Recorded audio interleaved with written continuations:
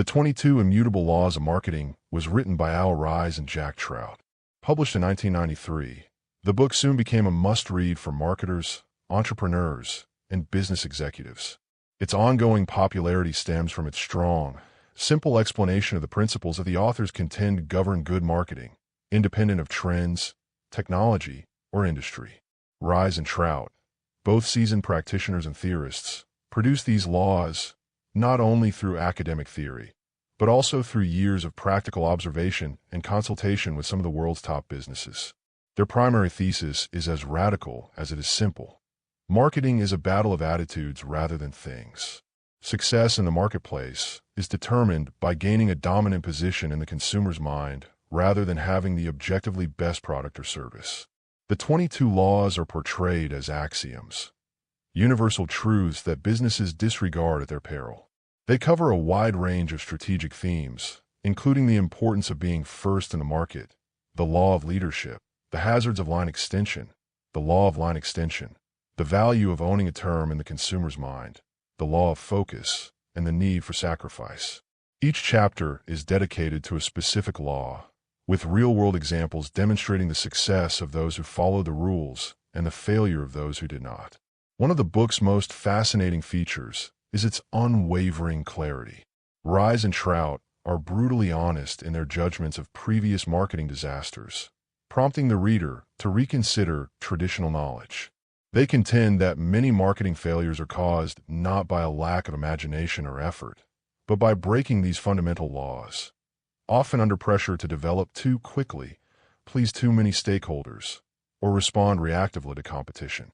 Despite being more than 3 decades old, the book is still strikingly relevant in an age where marketing has become more complex as a result of digital change, globalization, and altering customer behaviors.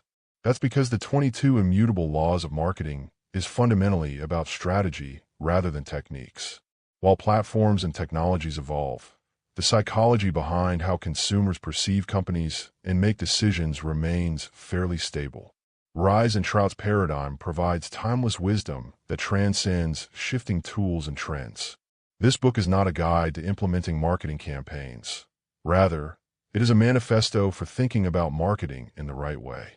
Whether you're a startup founder developing your brand's positioning, a marketer launching a new product, or a CEO navigating stormy markets, the 22 Immutable Laws of Marketing provide a strategic compass. It necessitates a methodical strategy that values focus over dissemination, leadership over mimicry, and clarity over complexity. Prepare to have your assumptions and techniques questioned as you read this book. Some regulations may appear irrational, while others may contradict company norms. But this is exactly why they are so strong. As Ries and Trout point out, these laws are not suggestions. They are unchanging. Break them at your own risk. Chapter 1. The Law of Leadership. Summary. Being first is preferable to being better. It's a lot easier to get into someone's thoughts initially than to try to convince them that your product is superior to the one that arrived first. In today's competitive market, a copycat product with a line extension name has little chance of becoming a large, lucrative brand. Prospects typically recall the dominant brand in a category first. Not every first is going to be successful.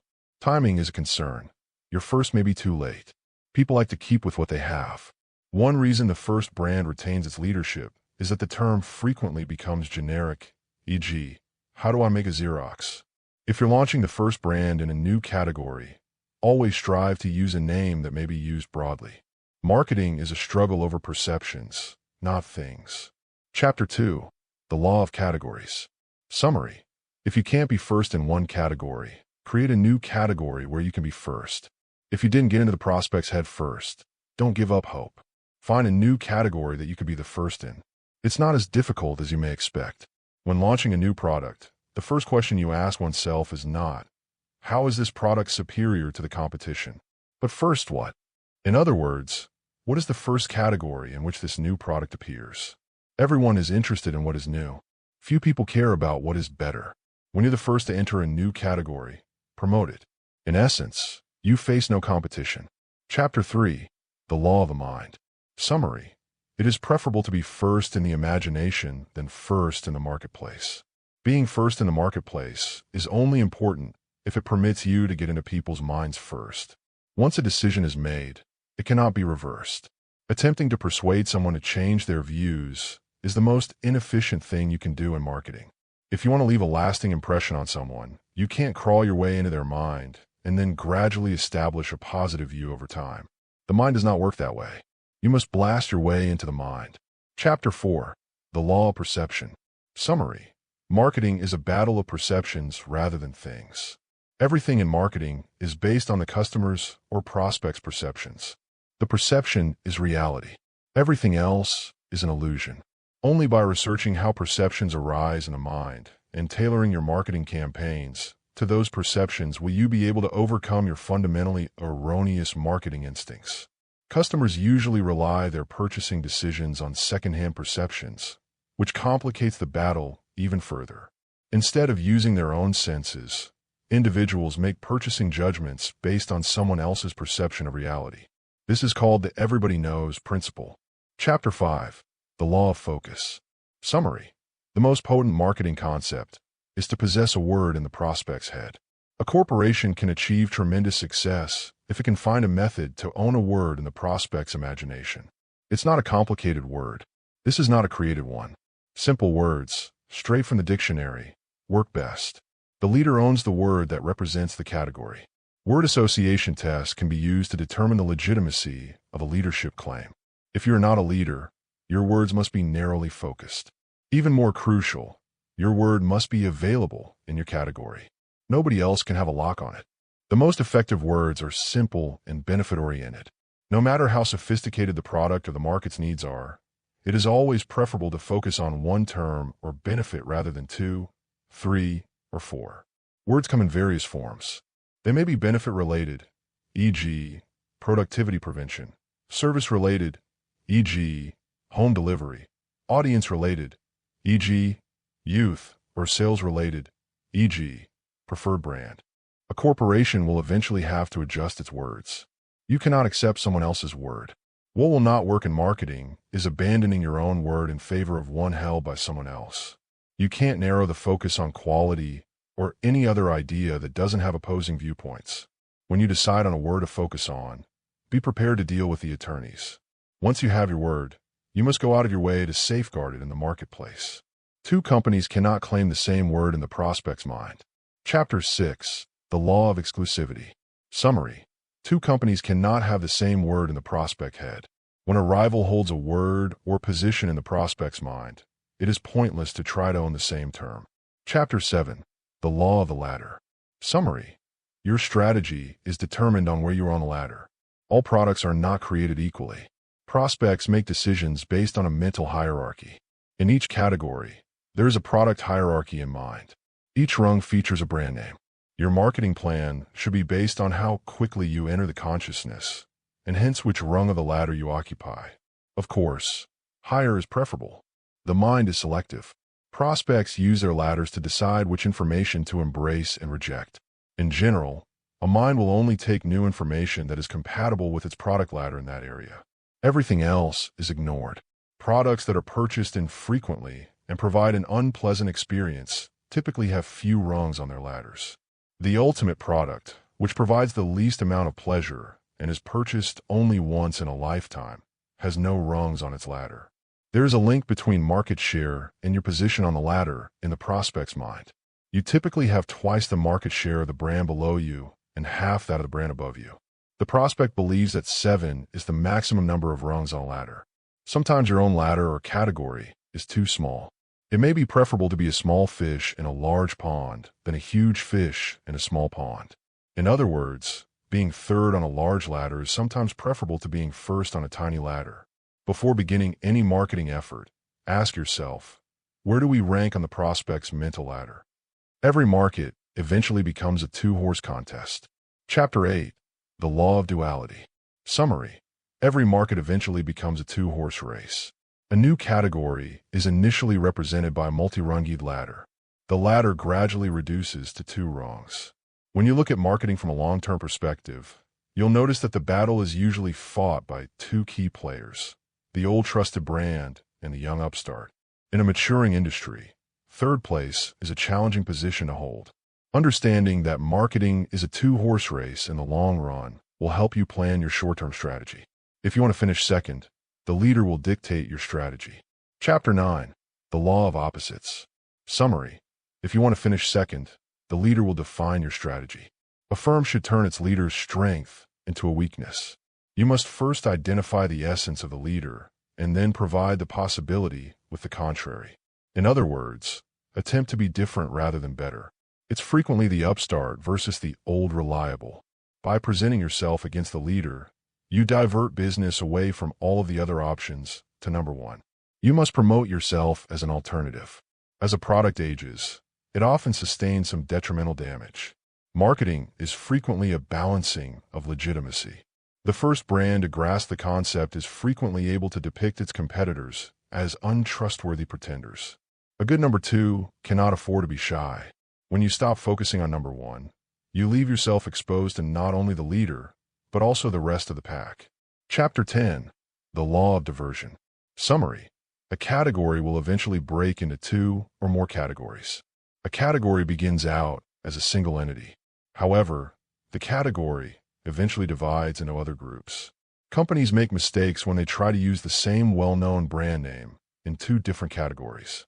What prevents leaders from developing a new brand to cover a new category is concern about what will happen to their present brands. Timing is crucial. You can be too early to capitalize on a new category. It's better to arrive early than late. You can't get into the prospect's thoughts unless you're willing to wait for things to happen.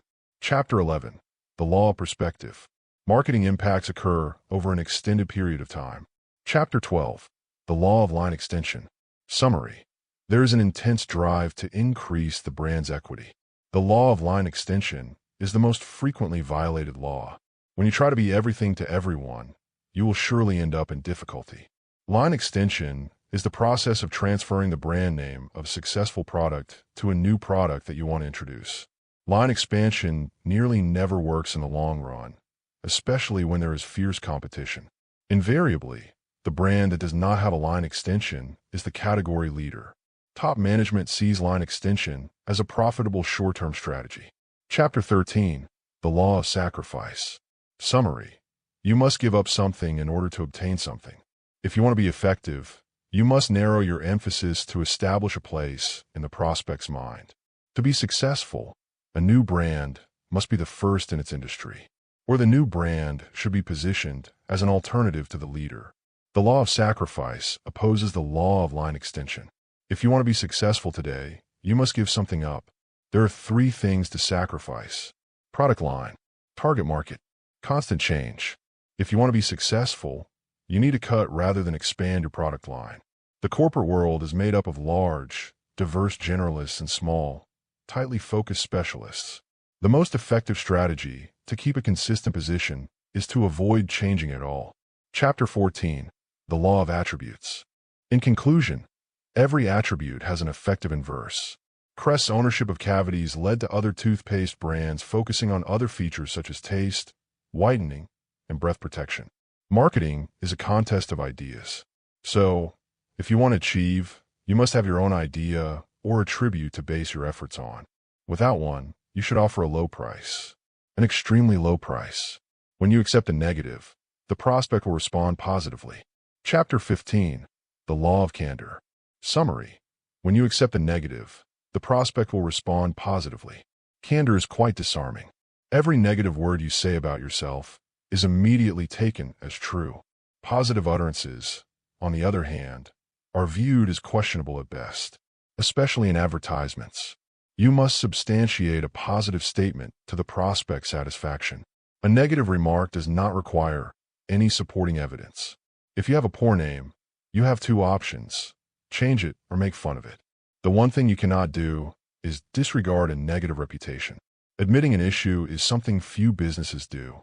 When a corporation begins a message by admitting a problem, consumers almost instantly open up. The law of candor must be applied cautiously and with considerable competence. First, your negative must be widely viewed as negative. It must elicit an instant accord in your prospect's thinking. If the negative does not register quickly, your prospect will be perplexed and think, "What is this all about?" Next, you must immediately shift to the positive. The point of candor is not to apologize. The goal of candor is to establish a benefit that will persuade your target. Chapter 16. The Law of Singularity. Summary. In each case, only one move will yield significant results. History teaches us that the only thing that succeeds in marketing is a single, bold stroke.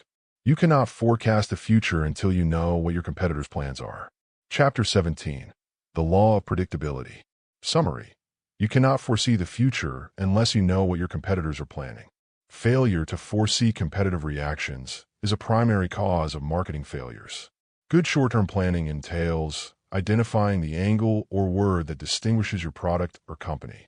Then you create a logical long-term marketing strategy that includes a program designed to maximize that notion or angle. It is not a long-term plan, but rather a long-term orientation. While you cannot forecast the future, you can have an understanding of trends, which allows you to capitalize on change. When you assume that nothing will change, you are predicting the future just as accurately as if you assume that something will change. Remember Peter's law. The unexpected always occurs. One strategy to deal with an unpredictable world is to incorporate a great deal of flexibility into your business. As changes sweep across your industry, you must be willing to change, and change rapidly if you are to survive in the long run. Success frequently results in hubris, which leads to failure. Chapter 18. The Law of Success. Summary. Success can lead to arrogance and failure. Ego is the antithesis of effective marketing. When people achieve success, they tend to become less objective. They frequently substitute their own opinion for what the market desires. Success is frequently the lethal element driving the rash of line extensions.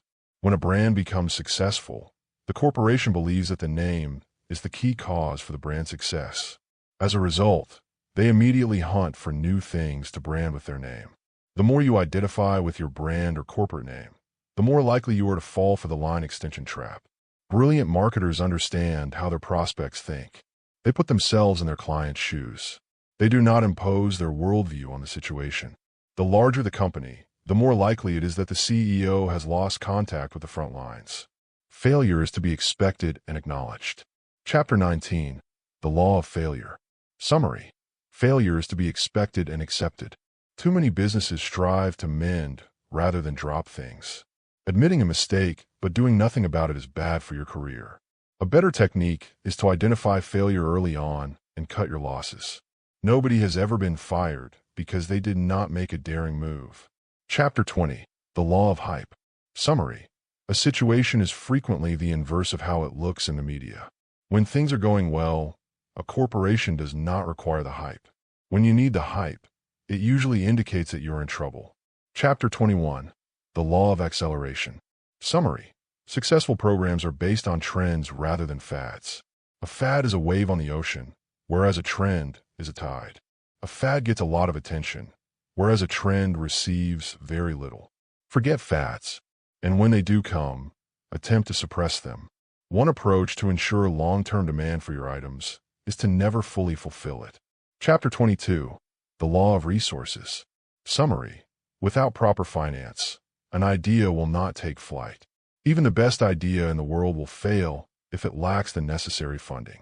An idea without money is useless.